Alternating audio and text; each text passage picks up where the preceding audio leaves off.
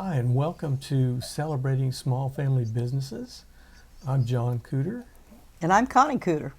and today we are celebrating Waypoint Property Inspection, and we've got four owners on with us, so this is going to be exciting. So I'm going to start with I can't do introductions because this is going to wind up being, in terms of video, it's going to be speaker view mostly, I think. So I wanted to start with Bob. Bob, what was the origin story of your business? How did you guys decide to do Waypoint? Sure. First of all, I want to thank you, John and Connie, for having us on today. It's real exciting to be able to share our story. Basically, the journey for Waypoint began actually 19 years ago this month in 2005. And really, the impetus of getting started was a result of my making a career change. I was working for a large financial company at the time, and I know we're all too young on this call, but back in the early 2000s, there was a lot of offshoring going on where a lot of the work, which was once domestically being taken care of, was being sent overseas. And the company I worked for actually went through that. And, really, I totally understand the reasoning. It's all about making shareholders happy, not necessarily customers. When Mm-hmm. it comes to customer service, it's the bottom line at the end of the day. So I was given a choice, actually trained a lot of our replacements in the Philippines and India at the time. And then I was given a choice to stay with the company and relocate to their headquarters up in Virginia, since they were downsizing in the U.S. And since over the previous few years, I had moved my family first from California to Texas, and then from Texas to Florida. And then in the ensuing couple of years after that, Eddy and his family joined us along with my wife and Eddy's wife are sisters, and their parents moved from California. So we were all together. And if I left and moved my family to Richmond, I probably wouldn't have moved the family. I would have gone it as a single man. So I didn't want to do that. So actually, the company I worked with was very good to me, which afforded me to take a deep look inside and decide, after having conversations with my wife Jeanette and Austin, who was around 10 at the time and a man of wisdom at 10, what was my next step going to be.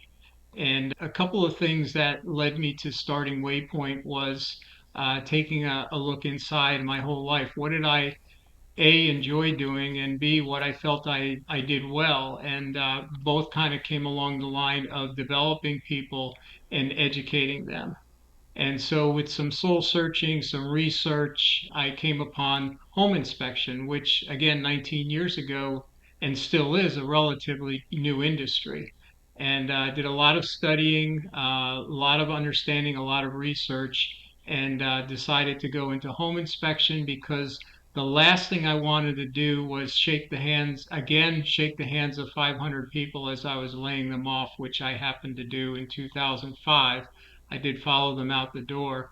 I wanted to be my own boss, so if I were to get fired, it was going to be me firing me. But really start ground up as an entrepreneur, and because of that education and teaching people about their homes and satisfying the partners that we work with, I truly enjoyed that, and that's why I started Waypoint back in 2005, and basically was a quote unquote one man shop from 2005 until 2013. Eddy did help me along the way. I won't steal his thunder. That he'll probably talk about his story with Waypoint, but joined me full time in 2014. Austin joined us. Actually, Eddy joined in 2013. Correct myself. Austin joined part time while he was going to college in 2014, and then in 2016, when he graduated, he joined the company full time. But in a nutshell, from a one man shop back in 2005 to today, where we have over 30 domestic employees and five global team members who support us from overseas, it's been a fun ride. Basically, that is the in a nutshell, backstory of Waypoint Property Inspection. Thank Well, you. yeah, and congratulations on almost being 20 years in the business. As we know, small businesses collapse pretty quickly. But thank you Yeah, for sure. being smart Yeah, enough to do the homework before. real quick, I remember going to school for home inspection to get my certification at the time. We were not a licensed profession in Florida until 2010.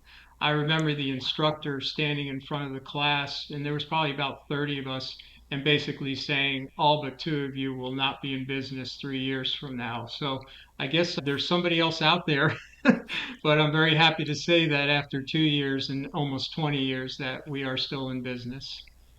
That's wonderful. Wonderful. Well, since you kind of teed it up for us, Eddie, do you want to jump in and talk about how your arc with the business came to be and Oh yeah, I what? won't. I won't mind sharing that, but then we got to get to Mark as to why he created Waypoint East at the time. But again, like Okay. Bob had said, I joined him part time around 2007 because he was very busy as a one man shop, and then I joined him mainly on the weekends just to help him out and pretty much for a burger and a beer. And then in 2000, it was around 2007, 2008 where we had a reduction in force as well. But I was assigned to a different area, so then I didn't want to jump in at that time, and then the market wasn't doing as well during that time frame as well on the home real estate section. I was in a major banking company as well in a call center, and got moved to a different position. So I stayed there until 2013, where they were again resizing and decided to move out of the state. It was an international banking company that decided to leave the U.S. market. Um, and then at that time, that's when I decided that I'm going to join Bob full time because his business warranted it. And one of the biggest things when I joined Bob, and we say this all the time, is that I didn't want to, rob Peter to pay Paul. I didn't want to take from his pocket to move money into my pocket. I wanted to make sure there was enough money out there for both of our pockets to flourish at that time. And in 2013, that's when I made my move. I got the license, and since then, one of the biggest goals that we had as joining up when we went to a conference, we both looked at each other and said, we don't want to be just a two-man operation. We want to be a multi-inspector firm. And since then, we've laid the tracks towards that success. So I've been very appreciative of that. And we all have our own assignments within the family business. And we all try to strive to work at our strengths and build the company based on our strengths. So thanks for asking, John and Connie. That's You're fabulous. welcome. And yeah, well, you just hit on two of our primary drivers is the focus on strengths and knowing having clear roles and everybody working in their role. So Mark, you're next. You got Tell us your story. you expanded. You started. I hear East. Well, tell me about East. Well, thank you, John. Thank you, Connie. It's East because obviously Bob, Austin, and Eddie were located in Tampa. I'm actually located in Palm Beach County. To give you a little bit more backstory prior to business, this year Bob and I are friends 50 years. Oh, Wow. cool. Okay. Well, there's effectively another family connection. Well, and it's funny you Exactly. say that because when we announced the merger of the two companies, we announced it as a merger of families. Good. So basically, in 2005, I moved to South Florida from New Jersey, my wife and I both having fairly good corporate jobs. And I was getting phone calls from Bob. We were talking almost every day, and he was saying, I don't know what I'm going to do. I want to look at this. I want to look at a UPS store. And then he got into home inspection. And once he got started, he said to me, oh, you should get into this.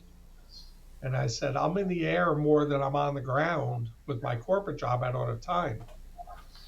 So then in June of 2006, I went over and actually stayed at Bob's house and took the same class he had taken, figuring I'm going to start a small part-time business and figure helps to bring a little bit more to the family. And it was working fine. And then in 2008, just like Bob and Eddy, I went through a corporate downsizing. I worked for a different bank, but it was on the insurance side of the business. And obviously, at that point, 2008 was the big collapse of the market. And about a year later, my wife, working for a fourth corporate institution, lost her corporate job. So we kind of reinvented ourselves. I went full time and started building it. And it just began to roll. And I guess it was about the same time, around 2013, I hired my first inspector on the East Coast to help. And we started growing. And both sides blossomed very well. We bounced things off of each other. We shared marketing ideas, logos, all the ways of operating the business that kept them corporately separate. And then after Austin came in, and he'll laugh about this, we used to go to our conferences, and he used to say to me, "I want to buy your company." And I'd say, "You can't afford me." And he'd say, "How do you know that?" I said, "Because I know your father." So finally, we decided about a year and a half ago, almost 2 years ago, to perform the merger of the two companies. And here we are today. Very cool. Very cool. So, Austin, so you're second generation, and I think I want to start out with that for you. So what do you love most about working in the family business? I think it's a combination of the flexibility that it provides versus a standard job or going the corporate route, right? As Bob, Eddy, and Mark have all gone down. It's the ease of communication in a sense when it comes to making decisions, when it comes to figuring out which direction we're going to go. And I think it's just the feeling of we're all working together to build something that not only benefits all of us as a family, but also benefits the employees and their families as well. So I think it's those three main things I would say all kind of come together in perfect unison of what makes it a great thing to do, right? Working with family. I love that you said ease of communication. Mm-hmm. That's I want to say that's somewhat uncommon in family businesses, that it'd be easy, because the family dynamics tend to get in the way. So kudos for working making that work. Yeah, one of the things we follow pretty closely is the EOS model with Traction. And through that model, they basically put out a very clear guideline that when it comes to meetings, everything needs to be fully transparent from the communication standpoint, right? So when the four of us get together in a meeting, if you leave that meeting feeling like things were left unsaid or things weren't brought up that should have been brought up, and we're not perfect at it, right? We'll get out of the meeting and realize we should have spent more time on this topic and we need to do a better job next time. But I think we do a really good job with that transparency because we follow a model that basically stipulates that has to be part of how we run the organization and run our meetings. Nice. So for our listeners, I'm just going to correct me if I miss anything, but the EOS stands for Entrepreneurial Operating System. And Traction, Yep. It was created by, and Traction is a book written by the creator. I think it's Gino Wickman, is it? Yep, that's correct. Awesome. Yeah, he's a big force in the small business world, I think, and having that system that's strong. There's a lot of businesses need to know more about that. Read Traction. I think it's a free download too. I don't know, but okay. So I'm gonna jump to Bob. So you're the dad in the business. You've got your son in the business as well as your brother-in-law. And his best friend. And your best friend. Yeah. What works for you? What do you love about the family aspect? I think the dynamic works because, like we had mentioned before, I don't want to call it all about strengths and weaknesses, John, or strengths and areas of opportunity. I also want to call it what we're passionate about, what each of us does well, what we enjoy doing, and what we're passionate about. And it's actually you'll get four different answers. Now, we do have some overlap. Like you had mentioned, our family dynamic, it's not all peaches and cream. but utilizing not only the traction system, but the trust, and I'll even say it, the love we have amongst each other. We know that even through the challenging times, we'll get through it. But we have our, as we call it, we have our lanes. Sometimes our lanes are, sometimes our highways are 8 lanes wide, sometimes they're 2 lanes wide. As the company matured, they have changed. I remember, obviously, first starting out, I was a chief bottle washer, the janitor, everything, taking orders, and then as we grew up and Eddy joined, I still remember, and he talks about it. He was a driver, and I was taking the orders over the phone, and I was a driver, and he was following up with, so you do what you have to do, and as you add on the resources, and in our case, we were lucky to have families and family and dear friends, you develop partly naturally, and the other way is just where you feel you have the most strength to give, and that's really what's defined us, especially over the last year plus since we had the merger, because we had the three of us that were still, Austin was maturing into his position. Eddy and I were kind of rooted in ours, knowing we needed to change somewhat and have some flexibility, and finding our way. I remember way back in the beginning, and Eddy has an HR background from the corporate world. He was working the HR purpose of the company, and today I am. And it's I found, with the added resources that I didn't have to do what I did before, whether I liked it or not, and B, I was able to steer myself into that highway, multiple lane highway of things that I do enjoy doing, and a lot of what I enjoy doing now as the company's matured and it's 19 years old, is I like to do more of the behind the scenes and the support the scenes. I write educational classes. We all teach them. I actually was co-working for a few years where I was the lead instructor for a company that was teaching home inspections on a national basis. So I think that's the big thing is we're good at things. We're able to streamline them into a purely definable purpose. There's a little bit of overlap, but we understand that we can rely on each other, and work with each other based upon our strengths, and really what our highway is right now. So that's really how I feel about it. And it could change tomorrow. If it does, it will change tomorrow. It won't change drastically, but there'll be another layer that's added tomorrow, and we'll sit down and we'll work it out, and assign the responsibilities around it and get it done. Okay, that. Wow, there's a lot there to unpack.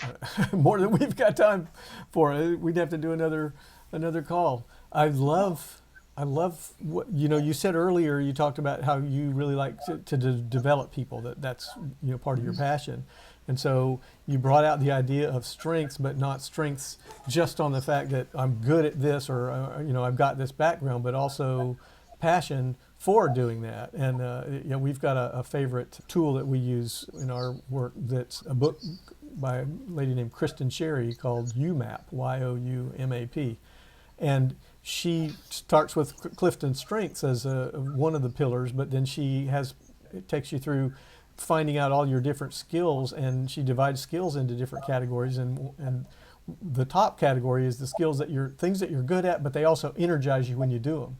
Because we've all got things that we can do and we're good at them, but they drain us, right? And then there's others that energize us. And so I hear you talking about you guys finding marrying your strengths with those skills that energize you, and then making that your lane, even if that's not where you started. Is that accurate? Yep, you said it a lot more succinct than I did.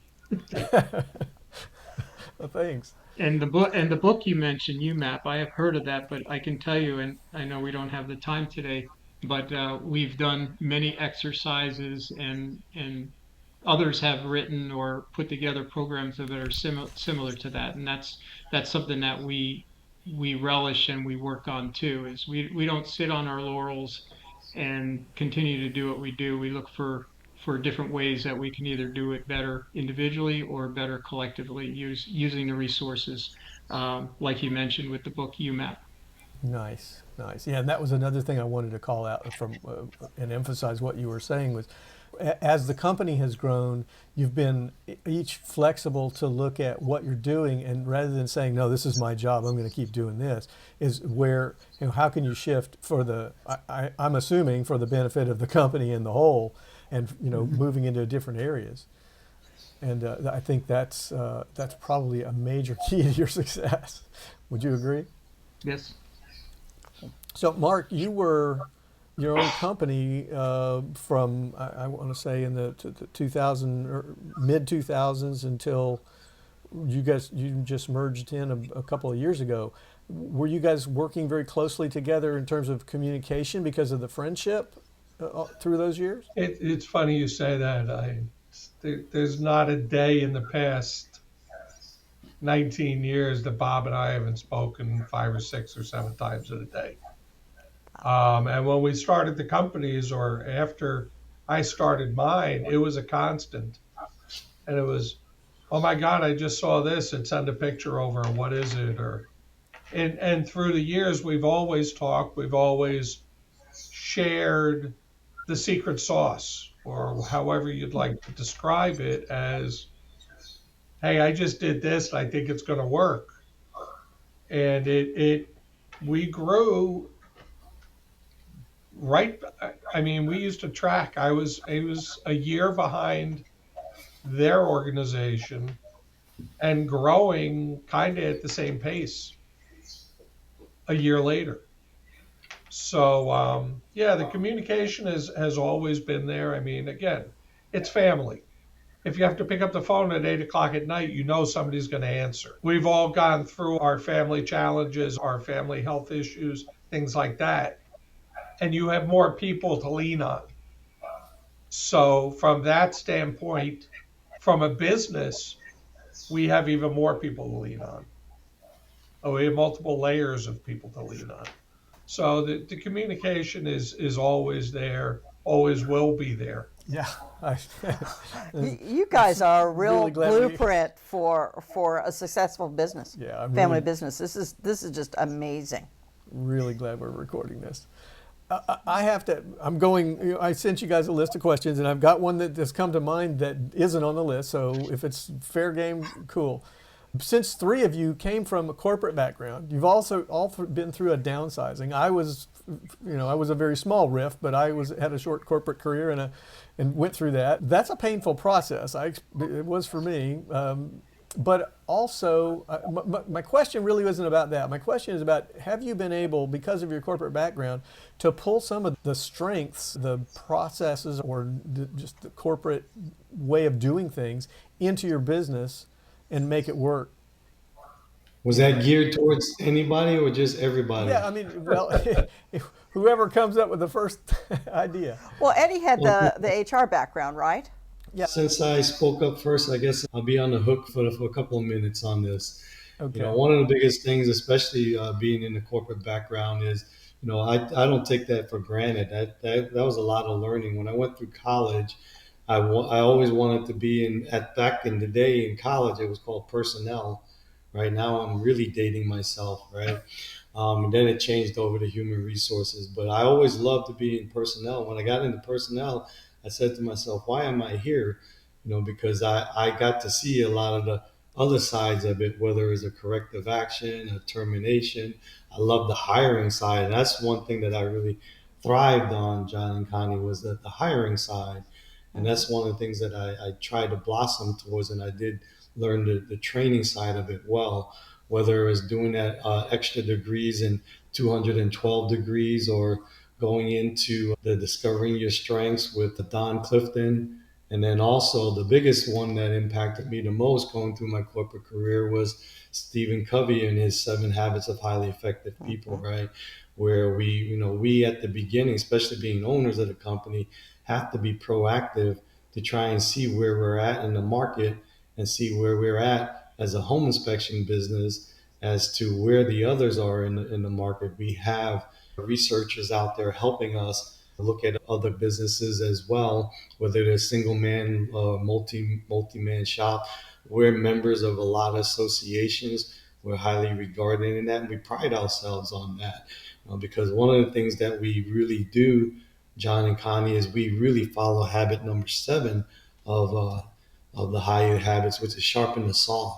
There's never a time where we rest on the laurels. We have to figure out what's next, what's going to be coming up next. And for us, we're always looking into the business as to what can we do and what's our strengths. And the biggest thing that we do is, and I think everybody will tell you this, is passion, right? You can't teach somebody passion. You either got to have it in the business or you don't. If you don't have passion in the business, you're probably going to fail in that business. You probably don't want to, you don't care about the business. But that's one of the biggest things that we do is we make sure we're proactive. Austin, with all the books that are in his background that again he probably read last weekend, his Christmas list is about 50 books, and he reads them. I try to listen to him because when I read I fall asleep, but nonetheless when it comes down to these habits of what we do, I can guarantee you when you ask each one of us separately, we'll talk about the passion that we have.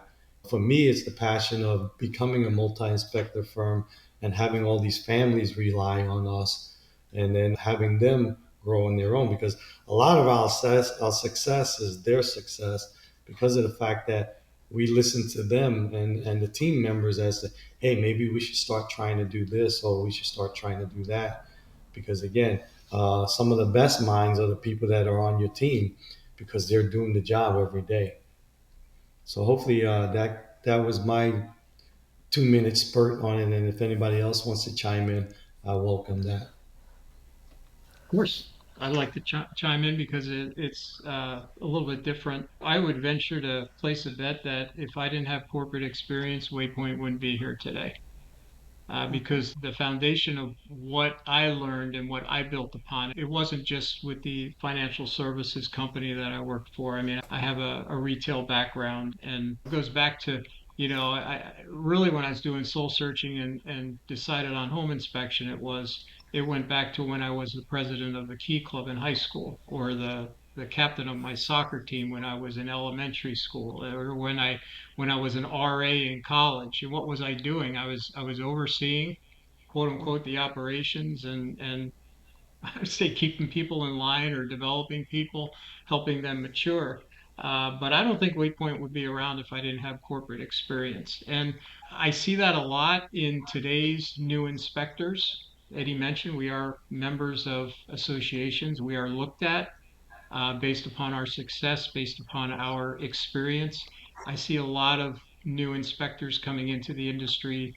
They take a course, they pass a test, and their next step is, what do I do now? They don't know what to do, and they stumble upon it, and they become one man shops until they have to close because they don't know how to run a business. Or Right. so, I learned to run a business through my corporate experience. Through my work experience, I was able to get a master's in project management. So I'm very, very analytical. I'm very anal. I don't want to say to a fault, but I want to make sure that at least 90% of the plan is done before we initiate it. And I have Mark and Eddy and even Austin at times saying 80% is good enough. Let's get there and get it done.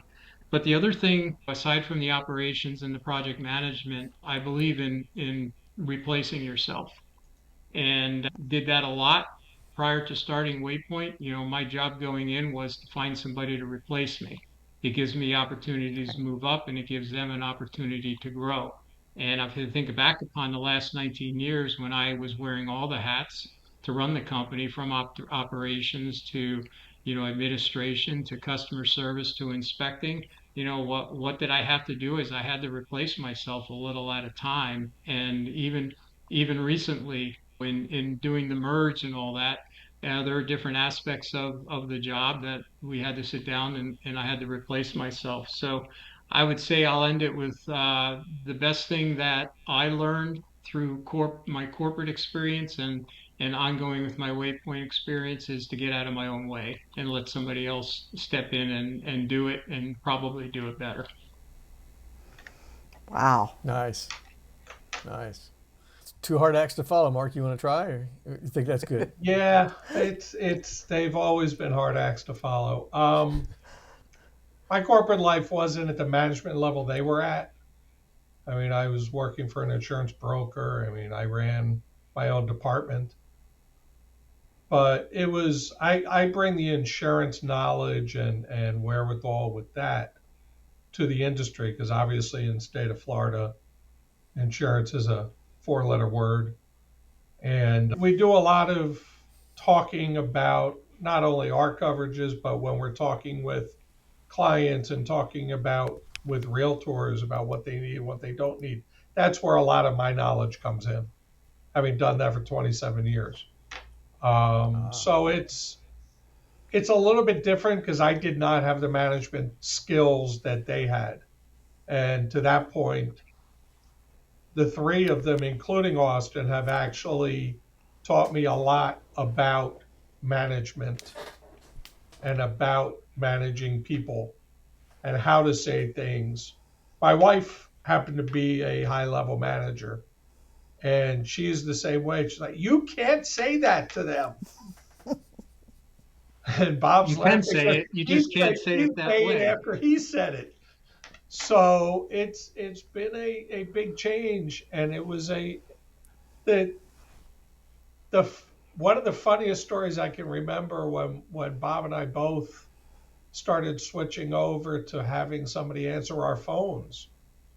We were both panicking because our cell phones weren't ringing, but it was ringing somewhere else. And we didn't realize you didn't have to be in an attic and answer a phone or be on a roof and answer a phone. Somebody else is actually very good at it, and they did better than we did. So it was letting go that is awareness hard. of not being the one-man shop anymore and making that transition in your head as well as in the business. Correct. And then, as Bob referenced, we have 5 people in the Philippines who answer our phones. So the globe has gotten very tiny. Yes, it has. Yes, it has. All right. Thank you, guys.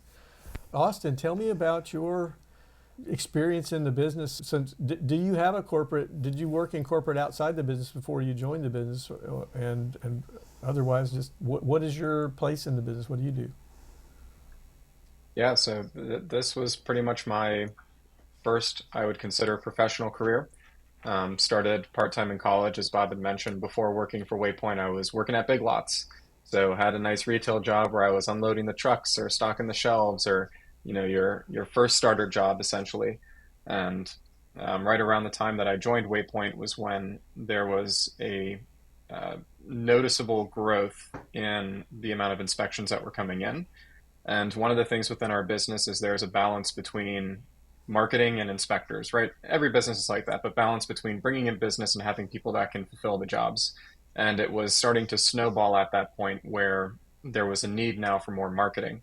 So I was one of the ones on the marketing team to go out and meet with realtors and give presentations, promote the business, help build the brand, and helped build up a marketing team there. Did that for a couple of years. Then my role shifted to focus on the office. So as Mark mentioned, earlier on in the business, there were other people answering the phones, outside call centers that we had basically contracted.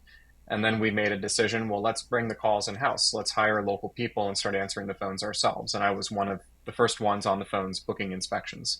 So I was doing all the scheduling, I was answering the questions, sitting in the office, basically managing the schedule of the inspectors. And then helped build up the office team. And then from there, my focus shifted more on general operations in the company. So learning more about the financials, learning about the numbers, learning about how the business runs and how it needs to grow. Really focusing on systems. Our website back then was, we can say like a late 1990s website. And we were a much bigger and mature company at that point. So it was time for an upgrade. So I started diving a lot into our systems where we're using the best phone system, the best email provider, the best website, the best scheduling platform. And that became a lot of my focus was on efficiency and how do we build out tools that help support the company and its growth. And then to where I am now, CEO of the company, focusing more on strategy, focusing on long-term opportunity, focusing a lot on what's going on in the industry. We had so much business during COVID, which we were very fortunate because of all the people that were moving to Florida. Whereas a lot of the colleagues we know in the industry in northern states were losing so much business, either because their shutdowns were much more severe or people were just leaving those areas. So we had a huge bump during COVID. Last year, that bump started to go away for almost every region that experienced a bump in business. And so all the growth we had experienced was now sort of turning down, right? And we had a tough few months that we, were really strategizing around how are we going to make it through this downturn to where things pick back up again, without having to downsize the team, without having to make major cuts in different parts of the business. So that's where a lot of my focus was and our focus was, is leading those kinds of conversations while also looking forward as to what is coming so that we can be properly positioned for that. So I don't have any corporate background. I've actually never done a home inspection myself. I've learned a lot through all the stuff I've done with marketing, through answering the phones, talking to the inspectors, but I am not a licensed inspector, just focus more on the business side of things. But a lot of what I spend my time on as well is with that networking with colleagues in the industry. So as Bob, Eddy, and Mark have mentioned, we're a part of associations. We're also part of coaching groups that are nationwide for home inspection business owners. So every quarter we get together. Yeah, we get together and we talk about what's the state of our business. What are you doing that's working? What do you need help with? And given the size of our company, we're sitting in a room with companies that are bringing in 15 million, 20 million in revenue a year, which is a lot bigger than us, but people that are willing to help us and willing to take our ideas and implement it in their business. And then about 2 years ago, I also joined Vistage, which is a national CEO coaching organization. They have more local chapters. So where I live is a Vistage chapter that I meet with on a monthly basis. And that's business owners in all industries. So monthly, I'm getting together with industry leaders that are not at all related to home inspections, but are still bringing a perspective that can get us out of our bubble to a degree and help bring in new, fresh ideas as to how we can innovate. So that's kind of where I started, just, part-time marketing ourselves to real estate agents. And where I am today is both helping lead strategy while also really taking in as much information as I can from colleagues, both within and outside the industry, to make sure that we're continuing to go forward successfully. Nice. Well, it sounds like you've worked in pretty much every department of the business except the field inspection. So kudos to that. And I love that you brought out the idea of the collaboration with peers that are not competitors. I had a cousin and her husband. They were second generation in a family auto repair business, and they attributed a great deal of their continuity and their growth and success to being part of a coaching organization that was specific to their industry. But they would, all of the people that they met with on a regular basis were not local competitors. So there was no concern about, putting everything on the table and asking for help or listening to getting ideas. And so I love that you're doing that two different ways. That's awesome. Yeah, and if I can just add real quick to that, John. So It's a little bit unique for our coaching group because we do actually have competitors in the room. So we have a company that's about 30 minutes south of us. We have a company that's based in Orlando that are both really big players in our industry. And I think there's a couple things at play. It's a level of trust that there's enough business out there that we can all collectively still work together, even if we're in each other's backyards, and it helps elevate the industry as a whole, right? But I think it's also, you get to a certain level in the business to where you realize, one, there's no real golden secret that you're doing that I'm not doing. And even if there is, just because it's working for you doesn't mean I'm going to take it and it's going to work for me, right? Because it works different for everybody.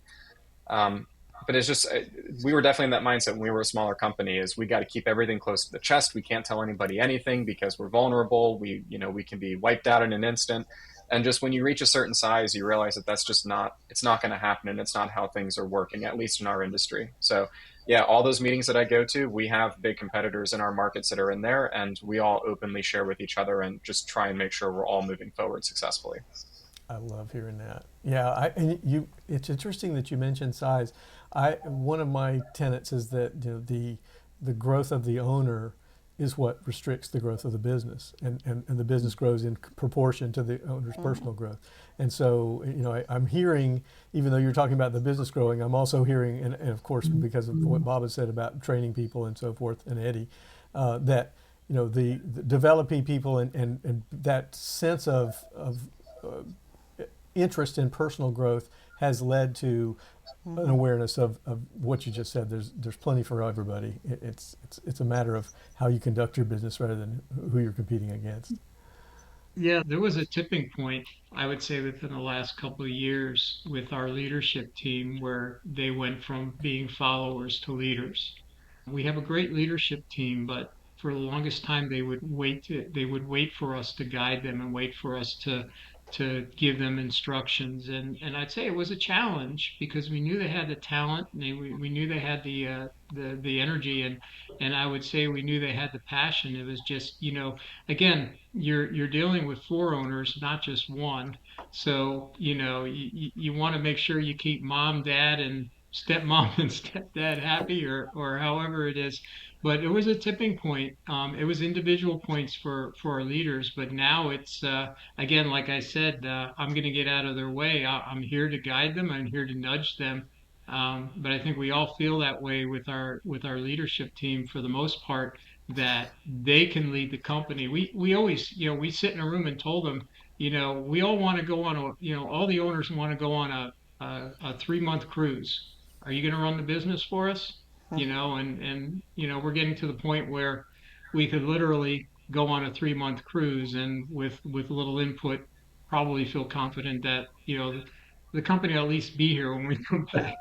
But is that tipping point, is to get them the confidence that they can make the decisions without always having to run things by us. When I worked for the financial company, I had a boss who told me, I'm going to let you do whatever you want as long as it's legal and it doesn't get me in trouble. And that I learned a lot from that is, you do what you have to do to run the business, and you do have your guidelines and you have to keep things legal. But here's the ball, take it and run with it. And I think we have a good team in place that can do that. So that's a wonderful place to put a pin. You mentioned tipping point. So can you identify that more specifically? What drove that tip? What pushed them over that tipping point? Hey, I'm gonna, because you work more directly with them, but and like I said, it wasn't the same time and place for everybody. Each person has a different point. But Eddy works within his role. He works more closely with our leadership team. But you could probably say that better than I could. Yeah, thank you, Bob. And it's a very good question you have, John, because when is, like Bob had said, when do you get out of your own way? And that's the biggest thing is, when do you think you're ready? It's like your kids growing up. Should we really trust them driving the car? Because now driving a car is a lot big difference, right? Just like a book that I read that hold near and dear to me is Monday Morning Leadership, where they say there's a big difference between being a driver and being a passenger. When you become that driver, you have a lot of responsibilities. To which is where I challenge the leadership team is, now that you're a leader, how do you differentiate? Because you can no longer do some of the things you were doing when you were a passenger, right? You can't check your cell phone. You can't talk to the people in the back by turning your head. You got to keep your eye focused on the road. So how do you keep that, and how do you keep that in balance?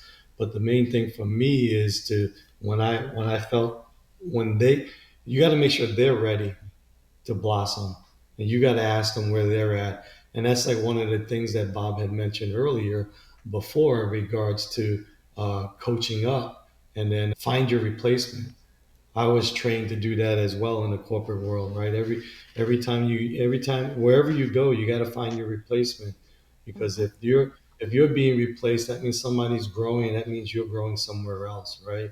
Where Austin came in from marketing, and he was our replacement as a CEO. You may think that, hey, you know what? He's young. He doesn't know what he's doing. He's not done an inspection.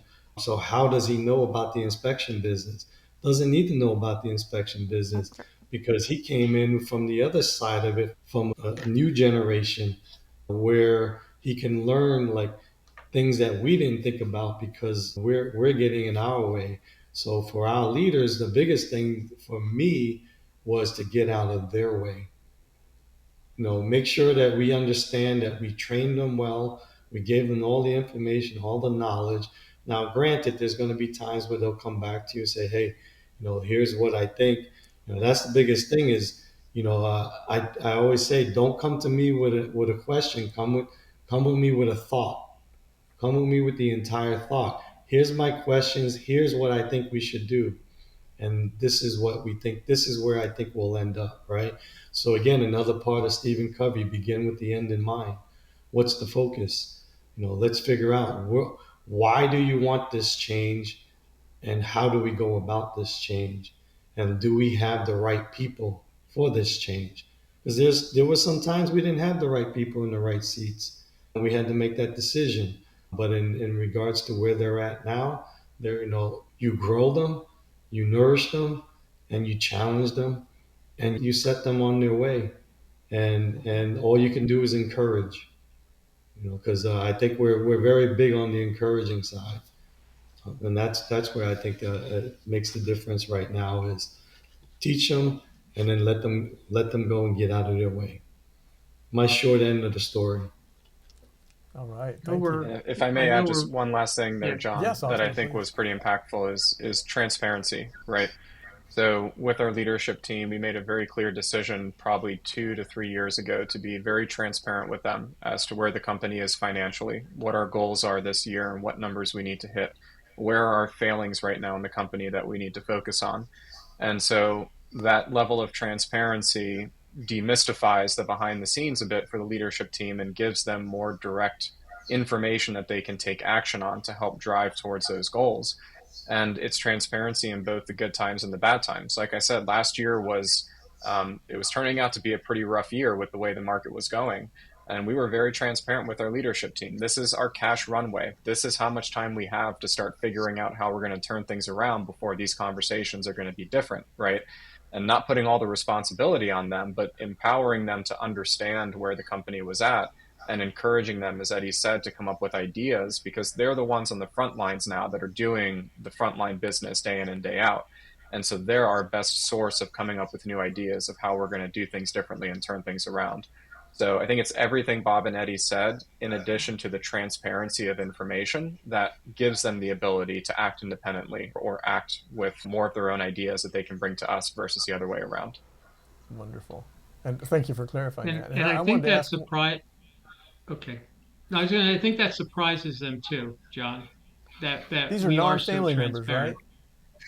Non-family members, and Okay. it's almost top to bottom with the company. And the thing of it is one of the things that I hear that I've never heard in any other position I've had, or that is the owners of this company are so open, and they care about us. And I've been in this ecosystem for 19 years, so it's hard for me to get out and see what others are experiencing. But to hear that from top down in our company, we've got a good thing going on, and as long as we let them feel the same way and they're a part of it, we've got a really solid team.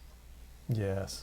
Yes. Well, that transparency engenders trust, and that's you're really extending that family bubble in that sense to all your leadership team, because within the family you kind of all know each other's stuff, and and so you can protect your really personal family stuff, but by not protecting the knowledge about the business, about what's going on in the business, you extend that family.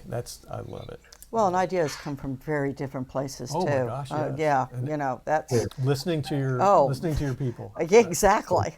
This is a master's class on how to start a business and run it. Congratulations to all four of you Yes. for having the moxie, so to speak, of being able to pull this off. This is amazing.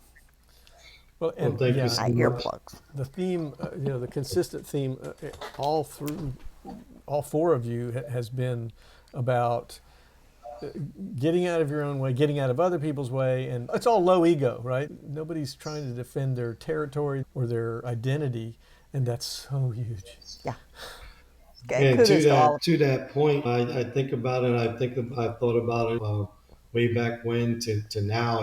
You got to look at Mark when it was myself, Bob, and Austin, and Mark was over there on the East Coast managing his side of the company and the company himself.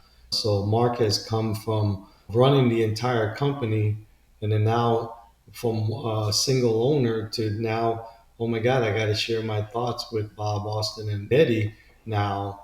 And then to see that that transition went through pretty seamlessly is definitely a testimony to his openness in regards to the merger itself. Because he could have just said, no, I'm not going to listen to you guys. I'm going to do it myself. I've done it my way for how many years? But he knows that he wanted to grow as well. Because again, we all have our limits.